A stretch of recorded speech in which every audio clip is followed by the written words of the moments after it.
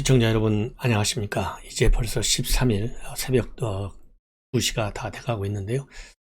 지금부터 저녁에는 안보 적는 심야 방송을 시작하겠습니다. 시청자 여러분들께서 윤석열 유튜브 이번 주에요 40만 구독자를 보실 수 있도록 제가 적극적으로 지금 캠페인을 벌이고 있습니다.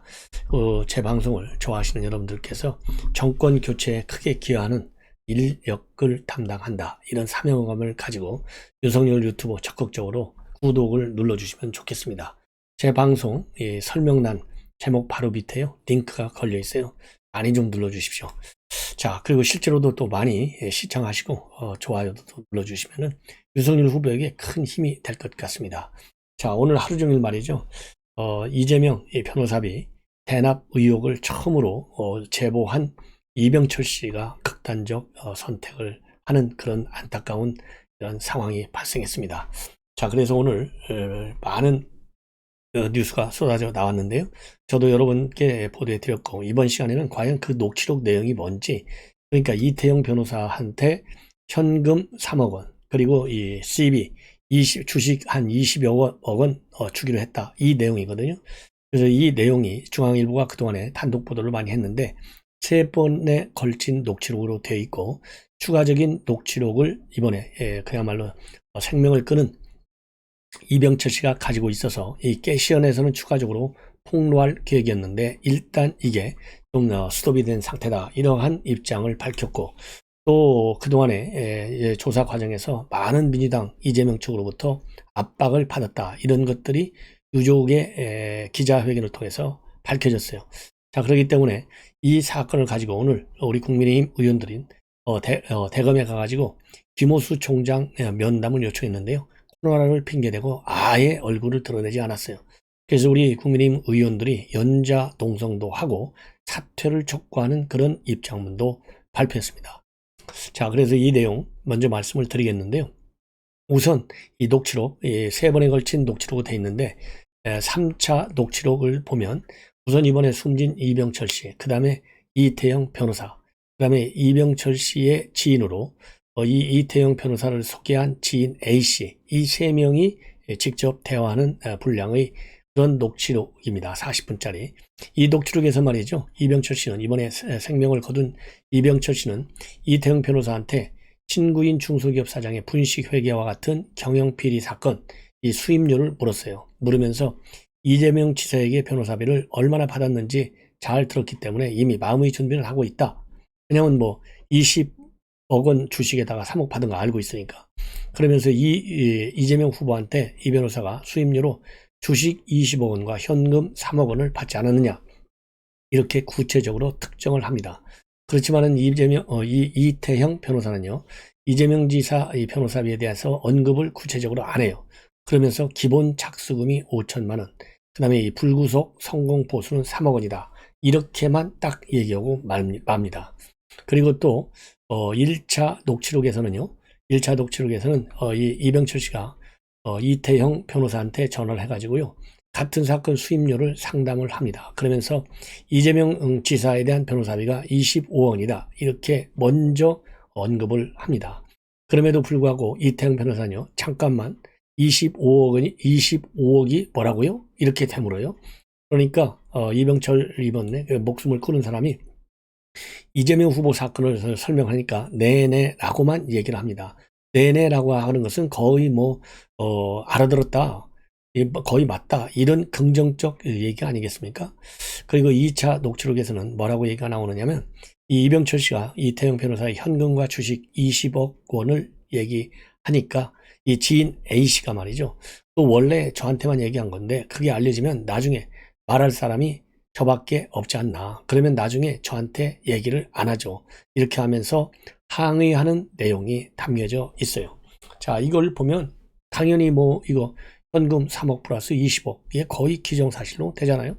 그러니까 이거는 이재명 후보가 당시에 허위사실을 유포한 거나 마찬가지예요.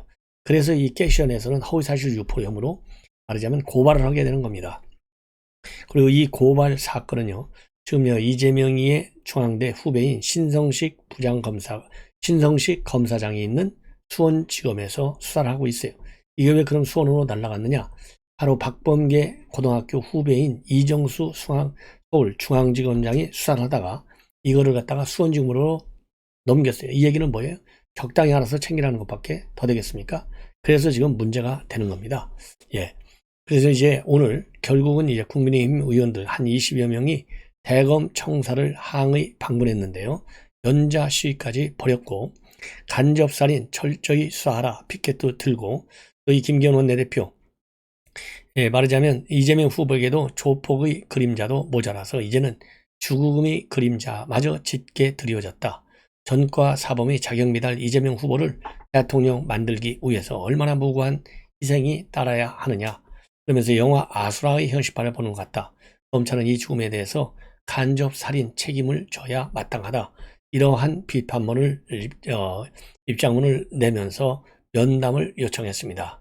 자, 그런데 연담 당연히 말하자면 응하지 않았죠. 그래서 국민의힘에서는요, 김호수 총장 이런 사람들 갖다가 정부 직무유기죄로 고발할 것이다. 그리고 김 총장은 모든 사태에 대해서 책임을 지고 사퇴하라 이렇게 촉구했습니다. 그리고요, 앞으로 또 있을 무고한 희생을 막기 위해서 당 차원의 공익제보자 신변보호센터 설치한다라는 입장을 밝혔어요.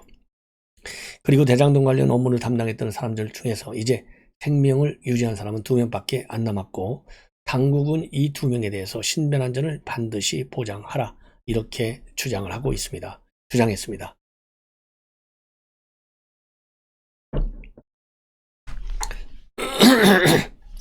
죄송합니다. 자, 그리고요, 이 기자회견을 한 후에 김호수를 만나겠다고 대검 청사 진입을 시도했는데 이 방원들이 방해를 하는 바람에 상당한 논란이 야기됐습니다. 자, 그리고요, 또 다른 한편으로 말이죠, 이재명 비리 특위에서는 어제 말이죠, 성남시청을 찾아가 가지고 이재명 시장이 결제한 서류 공개를 촉구하고 성남시에서 보관 중에 있는 성남 풋볼클럽 후원금 자료도 공개하라 이렇게 요청을 했습니다.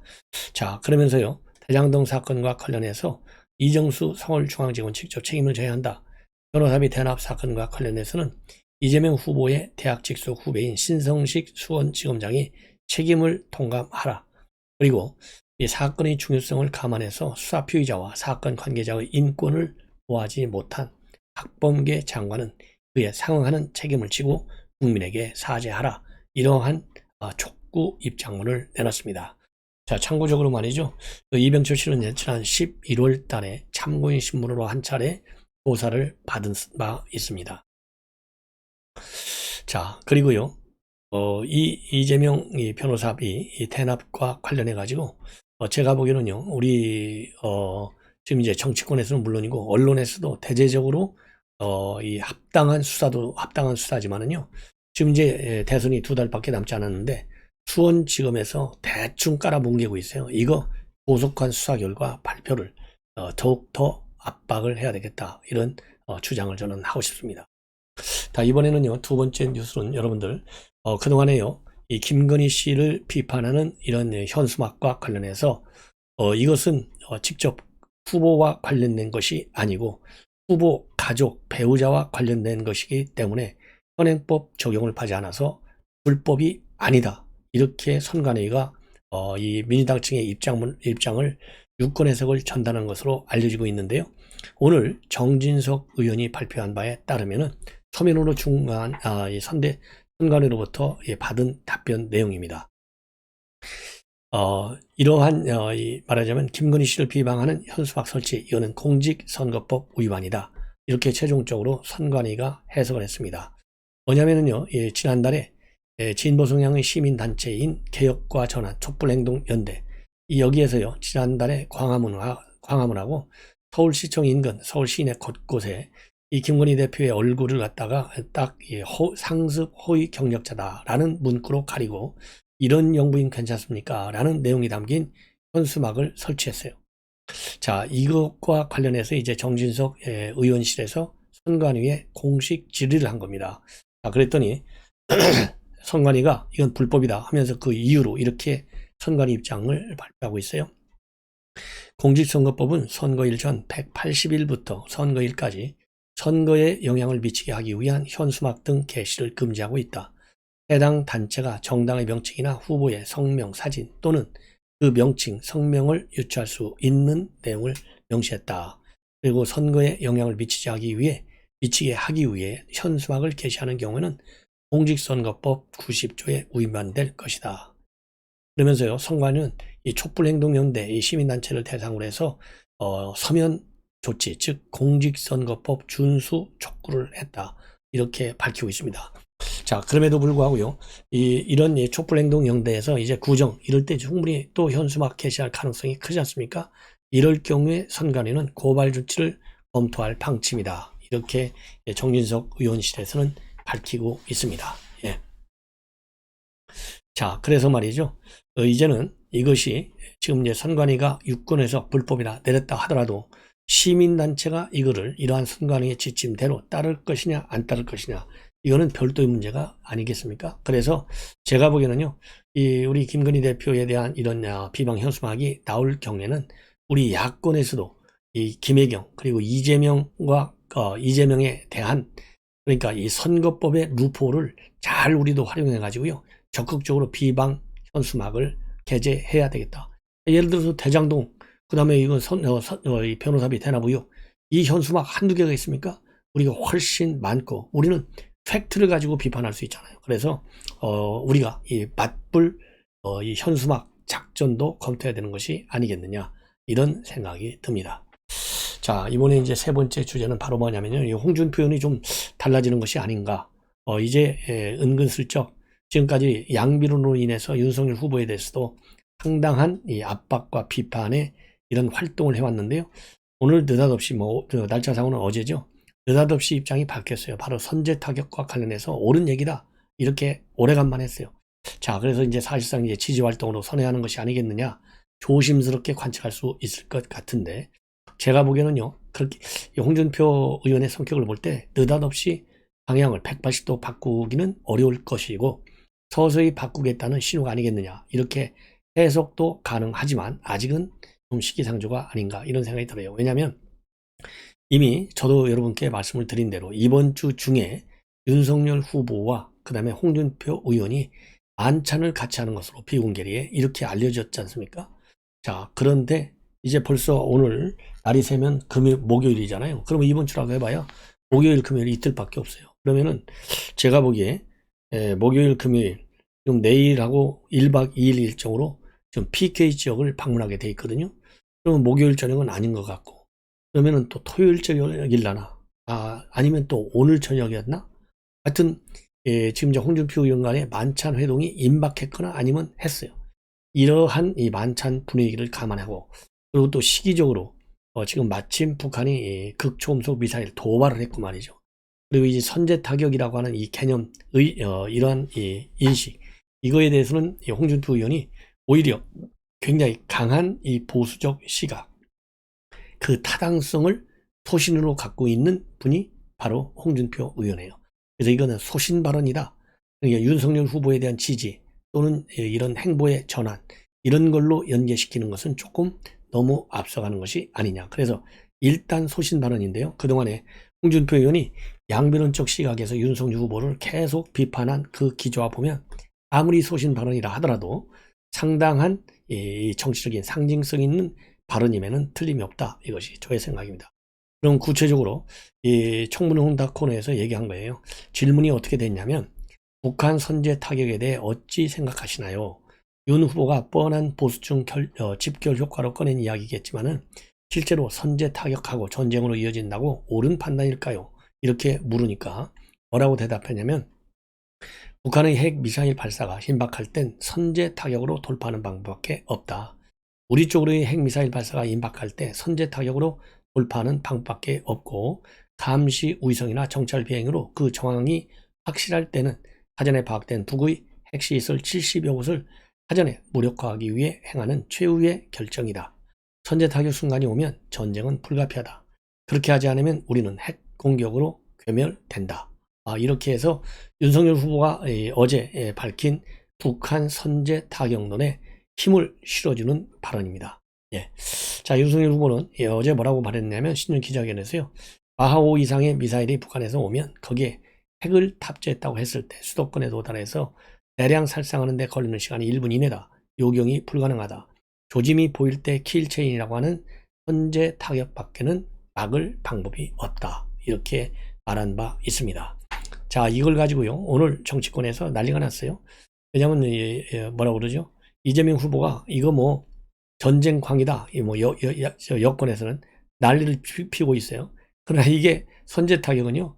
이건 기본 원리 중에 하나고 우리 국방백서에서 다 나와 있고 한미 이 작전 지침에도 다 나와 있어요. 그래서 이거를 이 공개적으로 말을 했다고 해서 전쟁광이다. 그러면 문재인도 전쟁광이죠. 이게 국방백서에 나와 있는데 이렇게 말이 되지 않는 공격을 하는 게 바로 이재명과 그다음에 민주당의 실체입니다. 이재명이 뭐라고까지 하는 줄 알아세요? 세계 어느 지도자도 선제 타격을 함부로 말하지 않는다. 이렇게 얘기를 하고 있어요. 그러면서 윤 후보가 선제 타격 운운하며 전쟁 위기를 조장하는 이유가 뭐냐? 이렇게 얘기를 한 사람이 누구냐? 이재명. 자, 그럼 팩트 체크를 제가 해드리겠습니다. 팩트 체크. 우리 국방백서에 나와 있어요. 자, 여러분들 잘 아시다시피 이 삼축 체계라는 게 있어요. 이 삼축 체계는 그러니까 2013년도에 말하자면 그러니까 박근혜 정부 때부터 공식화되기 시작했어요. 왜냐하면 그만큼 북한의 핵미사일 위협이 굉장히 고도화되기 때문에. 그런데 이것이 문재인 정권에서도 그대로 운용되고 있는 개념입니다. 뭐냐면은 이 삼축 체계가 다만 용어가 좀 순화됐어요. 북한 자극을 피하기 위해서. 한국형 미사일 방어 체계 KMT 이거는요 이렇게 안 하고 핵 미사일 위협 대응 억제 대응 체계 이렇게 바꿨고 킬체인 즉 선제 타격은 뭘로 바뀌었느냐 전략 표적 타격으로 바뀌었고요. 그 다음에 대량 응집 모복 KMPR 이거는 압도적 대응으로 용어를 순화시켰어요. 김정은이가 무서워가지고. 그 다음에 현재 한미연합사령부는요 핵미사일 위협 대응 방안을 갖다가 이 삼축 체계에서 4D 개념으로 확장해서 운영하고 있습니다. 4D 첫 번째가요 방어, defense, 그 다음에 탐지, detect, 그 다음에 교란, disrupt, 파괴, destroy. 그래서 4D 개념으로 확장해서 쓰고 있고 북한의 이 얘기는 결국 뭡니까? 핵미사일 방어를 위해서는 선제 타격을 통한 제압이 필요하다. 이런 의미를 담고 있는 겁니다. 자, 그리고 이 우리 군 매뉴얼에도 이 삼축 체계 다 담겨져 있어요. 예. 그리고 우리 국방백서에서도 나와 있고 다만 확증이 있을 때 써야 한다. 이런 것들이 전문가들이 지적하는 거 확증. 왜냐하면 자칫 잘못하면은 말하자면 지금 이제 전쟁으로 바로 이어질 확률이 많기 때문에 도발 조짐이 확증이 됐을 때 써야 한다. 그러니까 이제 선제 타격에 말하자면 이 제한적 활용, 제한적 타격 이거를 강조하고 있는 것이죠. 그래서 국제법상 인정되는 이 선제 타격이 아닌 예방적 공격이 돼서 전쟁 고발로 이 낙인 찍힐 수 있기 때문에 자칫 잘못하면 굉장히 조심해야 된다. 이러한 전문가들의 의견이 있는 것은 맞습니다. 예. 그래서 영어로는요 선제 타격은 preemptive strike라고 하고요 예방적 공격이라고 하는 것은 preventive strike. 예방적 공격이라고 하는요 공격 조짐이 있거나 없거나 우리의 안보를 위협할 가능성이 있어서 때려야 할 필요가 있다. 이럴 때 때리는 것이 예방적 공격이에요. 그러니까 선제 타격보다 훨씬 더 무서운 게 예방적 공격입니다. 그래서 이재명이가 얘기하는 거, 그다음 민주당이 공격하는 것은 현실적으로 맞지 않은 억지 논리다. 그래서 미국에서는요 이번에 이제 극초음속 미사일 발사와 관련해서 북한에 대한 이 제재 조치를 즉각적으로 단행했습니다. 지금 방금 보도가 나왔네요. 북한 국적자 6명을 제재 리스트에 추가로 올렸어요. 그리고 김기현 원내대표가 오늘 저녁에 어제 저녁에요 이 선제 타격 그러면은 선제 타격을 안 하고 가만히 기다리고 방어하는 대통령이 있다. 그러면은 그거는 당장 탄핵 대상이 되어야 한다. 왜냐하면 국민 생명이 걸려 있는데 가만히 앉아 있다. 자, 이거는 탄핵감이다. 이러한 입장을 김기현 원내대표도 지금 내놓고 있습니다. 그리고 미국에서는 이건 분명한 도발이다. 그래서 유엔 안보리 제재 위반이다. 라는 입장을 확실하게 지금 보여주고 있습니다. 그리고 문재인 대통령 참고적으로 말이죠. 이 중앙일보에서 전하고 있는 건데 베이징 올림픽에 참석하지 않기로 최종 결정한 것 같습니다. 자, 이 기자들이 물어봤어요. 베이징 올림픽 참석 어떻게 된 거냐 물으니까 우리 정부는 베이징 동계올림픽이 2018년도 평창, 2021년도 도쿄에서 이어지는 릴레이 올림픽으로서 동북아와 세계, 평화, 번영, 남북관계 기여하게 되기를 희망한다는 기본 입장을 갖고 있다. 그렇지만은 대통령 참석을 검토하고 있지 않고 관리를 참고해서 적절한 대표단이 파견될 수 있도록 검토 중이다. 이렇게 발표를 했습니다. 자, 그리고요, 이제 마지막으로 하나만 더 말씀을 드리면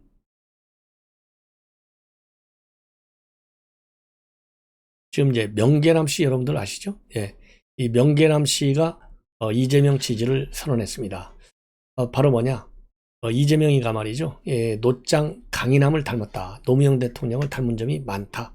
그러면서 이 지지를 선언했어요. 그래서 노사물 하면 그분이 못다한 꿈, 개혁을 민주당이 개선하기를 바라는 게 당연하다. 예. 그래서 이제 다음 정부가 출연할 때가 됐는데 노무현을 지지했던 사람들은 이재명을 지지하는 것은 당연하다고 생각한다. 그리고 어떤 점이 닮았느냐? 그러니까요. 탁월한 정책이나 정책 능력이나 해박한 거, 실용적 접근 자세 같은 거는 김대중 선생을 연장시키고 개혁성, 강인함, 배짱, 이것은 우리 노짱, 노무현 대통령과 진짜 닮았고 비주류였다는 것도 닮았고 학력도 그렇게 높지 않고 당내 정치적 기반을 가지고 정당 정치 안에서 무슨 어떤 그룹이나 파워를 형성하는 것이 아니라 국민적 시민적 참여를 통해서 시민들한테 호의를 얻어서 우뚝 서게 된 정치라는 점이 상당히 유사하다. 이런 점을 강조를 하고 있습니다. 자, 시청자 여러분, 이것으로요 오늘 심야 방송을 마치고 이제 내일 아침에 여러분을 찾아뵙도록 하겠습니다. 편안히 주무십시오.